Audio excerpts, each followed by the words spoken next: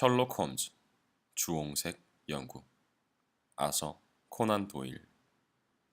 제2장 추리의 과학. 우리는 약속대로 다음날 만나 전날 그가 말했던 베이커가 221 B번지에 있는 집을 함께 구경했다. 쾌적한 침실 2개와 넓고 통풍이 잘 되는 거실 하나로 이루어진 집은 가구도 잘 갖추어져 있고 커다란 창이 2개나 있어 햇빛도 잘 들었다.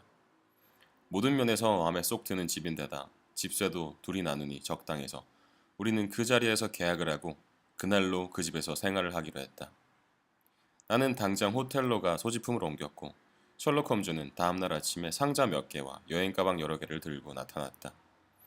우리는 하루 이틀 정도 바쁘게 움직이며 짐을 풀고 가장 편리하게 사용할 수 있도록 집안의 물건들을 정리했다.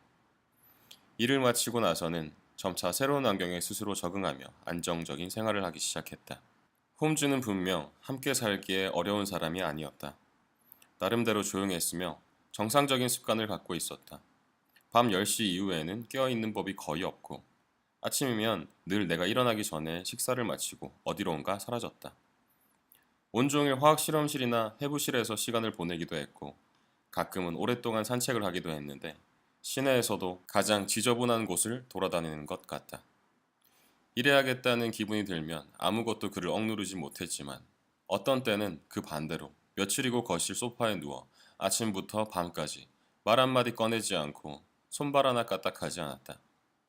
그럴 때면 그의 눈에서 꿈꾸는 듯 텅 빈 기운이 엿보였고 혹시 마약에 중독된 것은 아닐까 하는 생각도 들었다. 하지만 평소에 워낙 절도 있고 청결하게 사는 사람이라 그런 말을 차마 입에 담을 수는 없었다. 몇 주가 지나면서 그와 그가 가진 인생의 목표에 대한 나의 관심은 서서히 더 깊어지고 커졌다. 겉으로 드러난 외모는 아무리 그에게 관심이 없는 사람들이라고 해도 주목하지 않을 수가 없었다. 키가 180cm를 훌쩍 넘는 데다 지나칠 정도로 말라서 훨씬 더 커 보였다. 눈매는 이미 말했던 것처럼 무기력하게 지내는 시간을 제외하면 날카롭게 꿰뚫어 보는 듯 했다.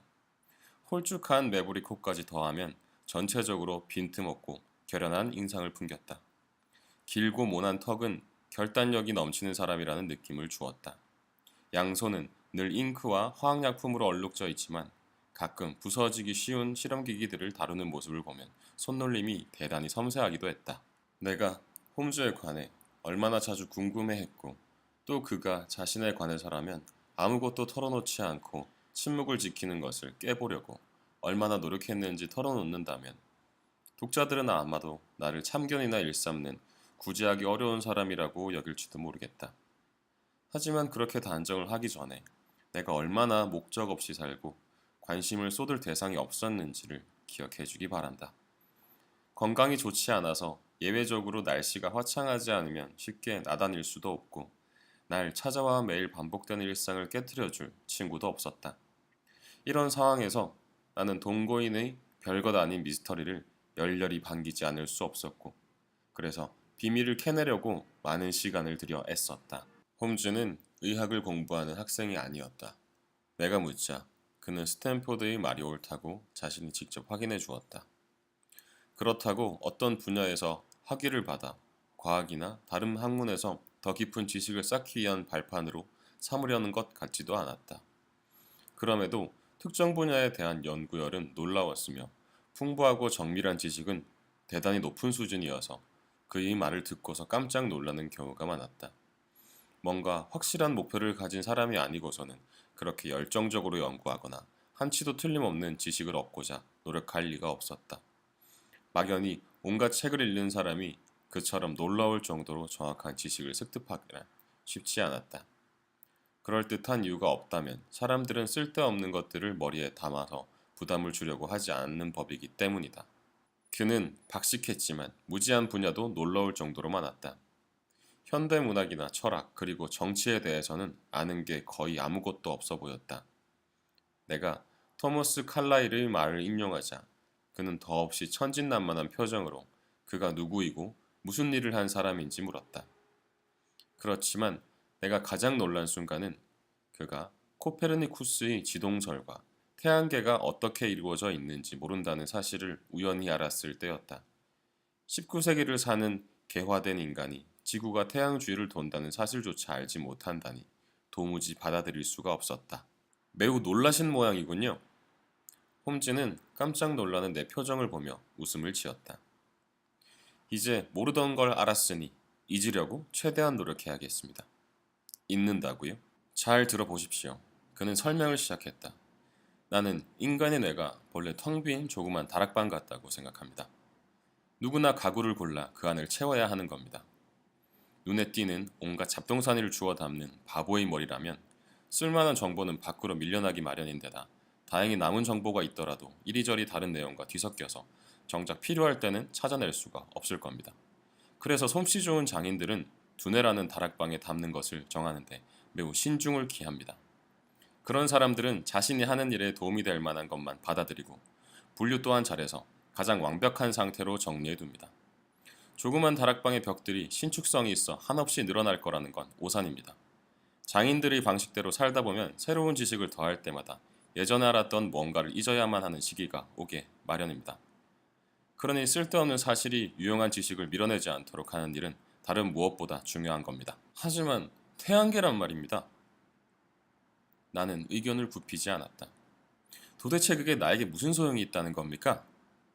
홈즈는 참지 못하고 내 말을 끊고 나섰다. 선생께서는 우리가 사는 지구가 태양 주위를 돌고 있다고 말합니다. 지구가 달 주위를 돈다고 하더라도 나나 내가 하는 일에는 한 푼어치도 영향을 미치지 않습니다. 이 대목에서 나는 그가 무슨 일을 하는지 묻고 싶었다. 그런데 왠지 그가 내 질문을 달갑지 않게 여길 것 같다는 생각이 들었다. 어쨌든 나는 그와 나눈 짧은 대화를 곰곰이 생각한 다음 나름대로 추론을 해보았다. 그는 자신의 목표에 도움이 되지 않는 지식은 알아두려 하지 않는다고 했다. 그러니 그가 가진 지식은 그에게 유용한 것들일 터였다. 나는 그가 특별히 여러 가지 지식을 가진 것으로 생각되는 분야를 머릿속에 나열해 보았다. 심지어 연필을 꺼내 간단히 적어보기도 했다. 정리를 마친 내용을 보고 나는 웃지 않을 수 없었다. 이런 식이었다. 셜록 홈즈가 가진 지식의 범위 1. 문학에 대한 지식, 전무함 2. 철학에 대한 지식, 전무함 3. 천문학에 대한 지식, 전무함 4. 정치에 대한 지식, 부족함 5.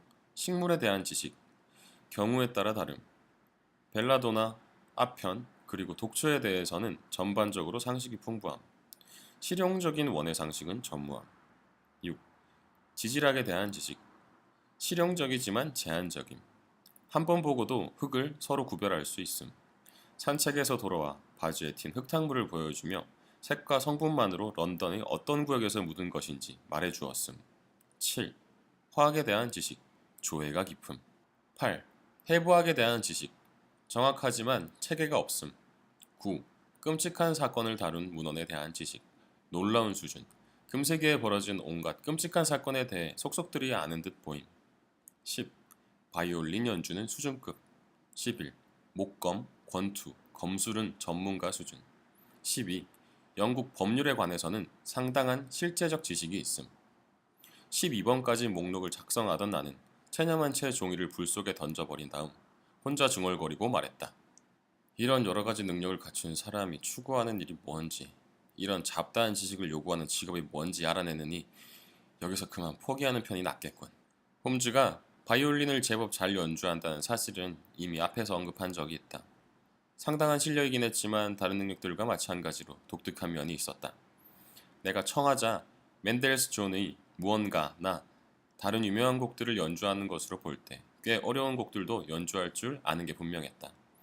하지만 혼자 있을 때는 곡을 연주하거나 알아들을 수 있는 가락을 켜는 법이 거의 없었다.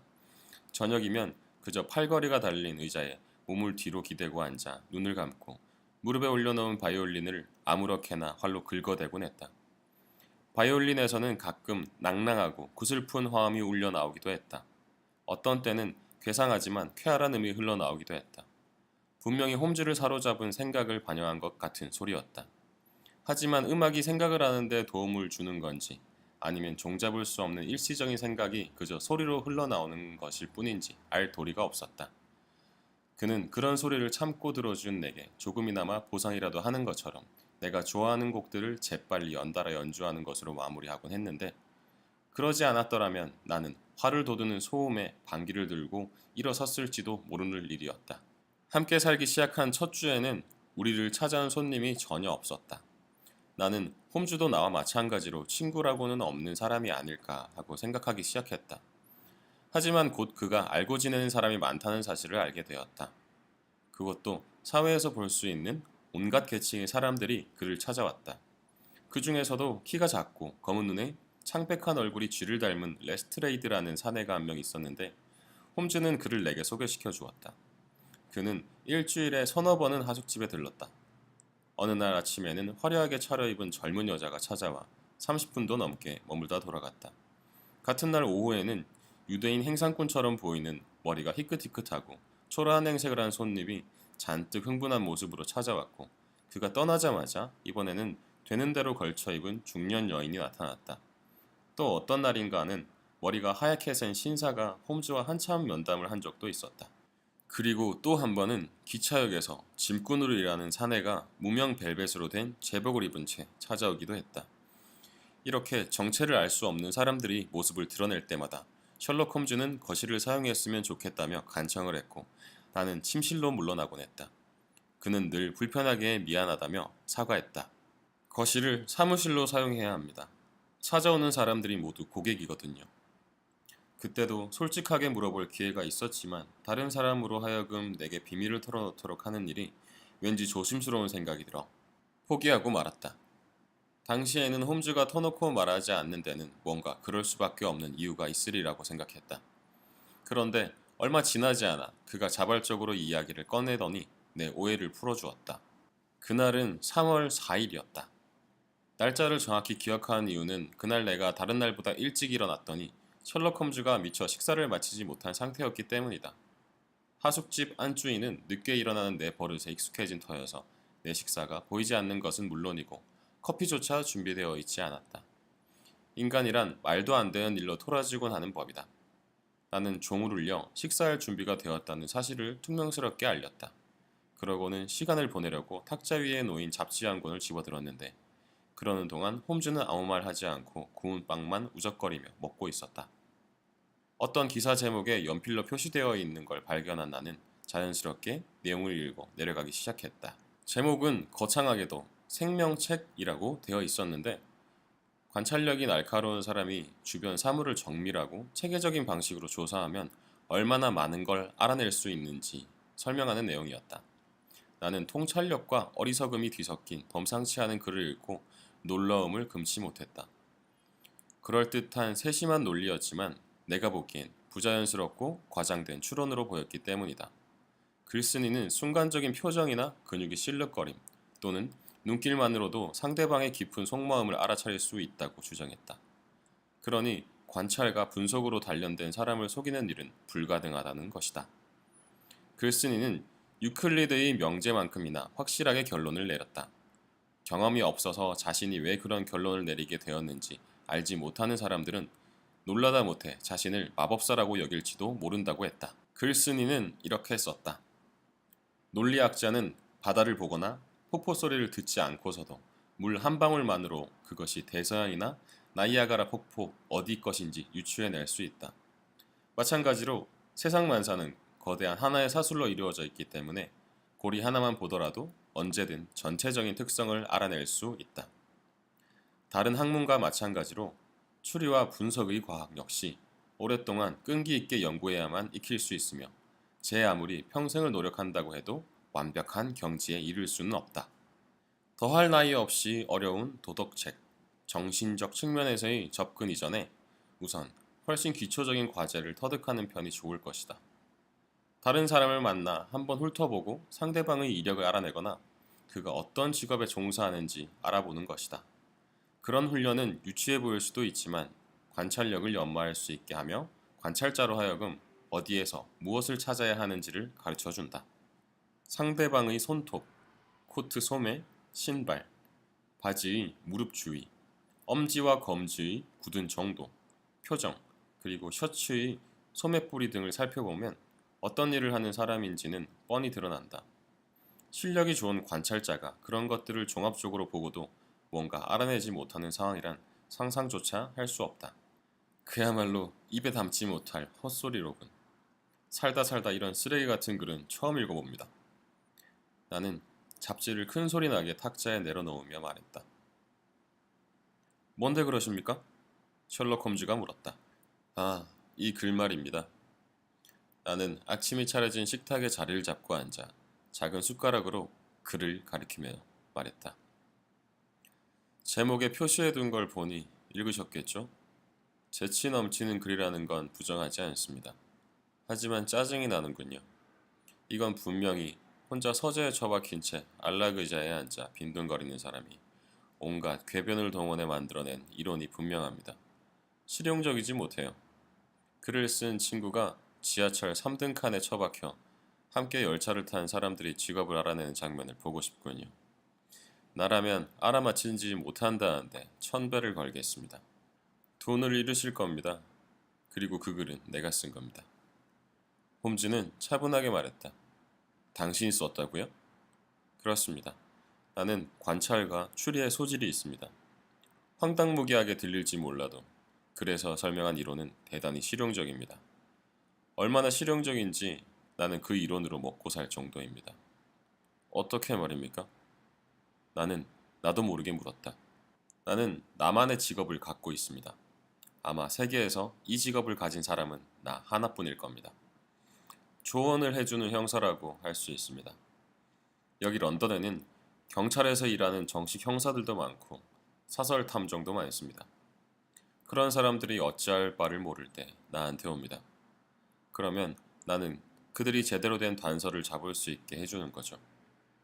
그들이 아는 증거를 모두 펼쳐놓으면 범죄 역사에 대한 지식의 도움을 받아 대개 올바른 방향을 잡을 수 있습니다. 범죄 행위들 간에는 가족처럼 닮은 점이 있기 마련입니다. 그래서 만일 1000가지의 세세한 내용을 손에 쥐고 있다면 1001번째 사건을 해결하지 못한다는 게 더 이상한 노릇이죠. 레스트레이드는 유명한 형사입니다. 최근에 모조품과 관련된 사건을 수사하다 난관에 부딪혀 날 찾아오곤 했던 겁니다. 그럼 다른 사람들은 뭐죠? 대부분 사설 조사기관을 거쳐 찾아온 사람들입니다. 모두 뭔가 공경에 빠진 사람들이라서 약간의 조언이 필요합니다. 나는 그들이 하는 이야기를 들어주고 그들은 내 의견을 듣습니다. 그리고 나는 수수료를 챙기는 겁니다. 그럼 지금 말한 대로라면 선생은 방에 앉은 채로 직접 모든 상황을 세세히 지켜본 사람들조차 풀지 못하는 어려운 문제를 해결한다는 겁니까? 바로 그렇습니다. 그렇게 할 수 있는 직관력이 있거든요. 가끔은 생각한 것보다 더 복잡한 사건과 맞닥뜨릴 때도 있습니다. 그럴 때는 분주히 돌아다니며 직접 눈으로 확인하기도 해야죠. 나는 사건 해결에 적용할 특수한 지식을 많이 알고 있고 그런 지식이 문제를 놀라울 정도로 쉽게 해결할 수 있게 해줍니다. 선생께서는 우습게 생각하셨겠지만 내가 글에 쓴 추리의 법칙은 실제로 일할 때 말할 수 없을 정도로 귀중한 것입니다. 나는 관찰이 습관처럼 몸에 배어 있습니다. 우리가 처음 만났던 날 아프가니스탄에 다녀오셨을 거라고 말하자 꽤 놀라시는 것 같더군요. 틀림없이 누군가 말해줬겠죠. 전혀 그렇지 않습니다. 하지만 나는 선생이 아프가니스탄에서 왔다는 걸 알았습니다. 오래된 습관에 의해 머릿속에 일련의 생각들이 재빨리 흘러갔습니다. 그리고 결국 중간 단계를 거친다는 의식도 없이 결론에 도달한 겁니다. 물론 중간 단계는 있었습니다. 단계적으로 추론해 나갔던 겁니다. 그러니까 이런 식입니다. 이 신사는 의사처럼 보이지만 군인 분위기를 풍긴다. 그렇다면 군의관인 게 분명하다. 얼굴이 검게 탄 걸 보니 열대지방에서 돌아온 지 얼마 되지 않았다. 그리고 손목이 하얀 걸 보니 피부색이 본래 검은 것은 아니다. 초췌한 얼굴을 보니 병에 걸려 고생한 게 틀림없다. 영국군 군의관이 고난을 겪고 팔에 상처를 입을 수 있는 열대지방은 어딜까? 아프가니스탄이 분명하다. 이런 여러 가지 생각을 하는 데는 채 1초도 걸리지 않았습니다. 그래서 선생이 아프가니스탄에서 돌아오셨다고 말했고 선생은 깜짝 놀란 겁니다. 설명을 들으니 간단하기 그지없군요. 에드거 앨런 포의 소설에 등장하는 뒤팽을 연상시키는군요. 그런 인물이 실제로 이 세상에 존재한다는 생각은 해보지 못했습니다. 나는 웃으며 말했다. 셜록 홈즈는 일어서서 파이프에 불을 붙였다. 나를 뒤팽에 비교하신 말씀은 틀림없이 칭찬이라고 생각합니다. 하지만 내 생각에 뒤팽은 상당히 능력이 떨어지는 사람입니다. 15분 동안 침묵을 지키고 있다가 생각에 빠진 친구를 방해하며 적절한 의견을 내어놓는 일은 정말이지 속되게 화려하고 천박한 수작이란 말입니다. 그 역시 천재적인 분석력을 지녔다는 사실에는 의심의 여지가 없습니다. 그러나 그는 포가 생각했던 것처럼 비범한 인물은 결코 아니었습니다. 가브리오의 작품을 읽어본 적이 있습니까? 작품에 등장하는 르콕 탐정은 어떻게 보십니까? 내가 물었다. 셜록 홈즈는 비웃기라도 하듯 코를 킁킁거렸다. 르콕은 비참할 정도로 실수를 연발했습니다. 그는 화난 목소리로 말했다. 그에게서 칭찬할 만한 유일한 점은 힘이 넘쳤다는 것뿐입니다. 그 책들을 읽고 있노라면 마음이 정말 언짢아지더군요. 문제는 누군지 모르는 죄수의 신원을 밝혀내는 거였죠. 저라면 24시간 안에 해냈을 겁니다. 르콕은 6달 정도나 걸렸죠. 형사들에게 그런 식으로 해서는 안 된다고 가르치는 교과서나 마찬가지라고 할 수 있습니다. 내가 훌륭하다고 여겼던 두 주인공을 건방진 태도로 평가하는 소리를 들으니 어쩐지 화가 났다. 나는 창가로 걸어가 사람들이 바삐 움직이는 거리를 내다보면서 속으로 생각했다. 아주 똑똑한지는 몰라도 하늘 높은 줄 모르고 우쭐대는 작자로군. 요즘은 범죄자도 없어요. 홈즈는 불만스럽다는 듯 말했다. 탐정으로서 아무리 뛰어난 실력이 있으면 뭐합니까? 내겐 이름을 날릴 수 있을 정도로 뛰어난 능력이 있습니다. 사건을 추리하는 데 관해 나만큼 많이 공부했거나 나 정도의 재능을 가진 사람은 현재는 물론 예전에도 없었습니다. 그런데 결과는 어떻습니까? 수사할 범죄가 없는 겁니다. 있어봤자 솜씨 서툰 악당들인데다 그들의 범죄 동기란 런던 경찰국 형사들조차 알아낼 수 있을 만큼 뻔히 들여다보이죠. 나는 홈즈의 오만한 말투에 여전히 화가 나 있었다. 화제를 바꾸는 편이 가장 좋겠다는 생각이 들었다. 저 사람은 뭘 찾는 걸까요? 나는 도로 건너편에서 초조한 듯 벽에 적힌 주소를 훑어보고 천천히 걷는 사내를 가리켰다. 다부진 체격의 사내는 수수한 옷차림을 하고 있었는데 손에는 커다란 푸른색 종이 봉투를 들고 있었다. 뭔가 봉투 안에 든 내용물을 전달하러 가는 사람이 분명했다. 저기 보이는 퇴역한 해병대 하사관 말입니까? 셜록 홈즈가 말했다. 대단한 허풍손이로군. 내가 확인할 방법이 없다는 사실을 아는 거야. 나는 속으로 생각했다.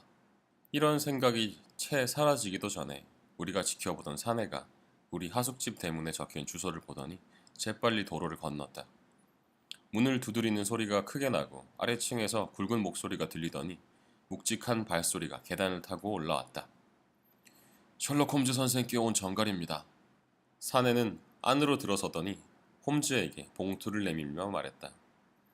그의 오만함을 깨트릴 기회가 찾아온 것이다. 홈즈는 자신이 아무렇게나 둘러대며 말할 때 일이 이렇게 되리라고는 예상하지 못했을 터였다. 나는 최대한 상냥하게 물었다. 혹시 직업이 뭔지 물어봐도 되겠습니까? 퇴역군인 조합에서 심부름꾼으로 일합니다, 선생님. 사내는 걸걸한 목소리로 말했다. 제복은 수선을 맡긴 터라 입고 오지 못했습니다. 그럼 군에서는 어떤 일을 했습니까? 나는 약간 심술궂은 표정으로 홈즈 쪽을 바라보며 물었다. 영국 해병대에서 경보병 하사관으로 복무했습니다. 답시는 없습니까? 알았습니다, 선생님. 사내는 소리나게 발 뒤축을 모으더니 손을 들어 경례를 붙이고는 사라졌다.